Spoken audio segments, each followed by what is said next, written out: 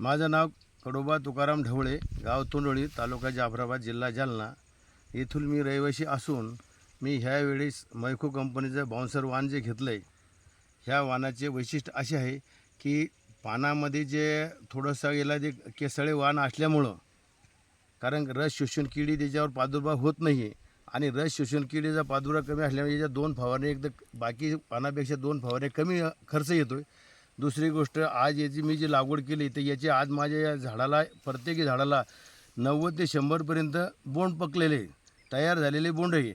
बोंड असं आहे की ठोसर साईज आहे, वेचण्यासाठी सुटसुटीत आहे आणि वेचण्यासाठी सुटसुटीत असल्याने कोणत्याही प्रकारचा याला किडीचा प्रादुर्भाव जास्त होत नसल्यामुळं आणि एका बोंडामध्ये जवळजवळ एका पाकळीमध्ये जवळजवळ 9 ते 10 गोडांबे असल्यामुळं, वजनदार कापूस असल्यामुळं कोणत्याच गोष्टीशी याला कुठं काही कमतर नाही. आणि ह्यावेळेस मी 1 पाकिट लावलं, मग 2 ते 3 पाकिटं लावणार आहे आणि प्रत्येक शेतकऱ्याने हे वाणाची जास्तीत जास्त जेवढी लागवड करता येईल तेवढं कापसाचं ॲव्हरेज पण चांगलं आहे. एवढं का सांगून माझे 2 शब्द थांबवतो.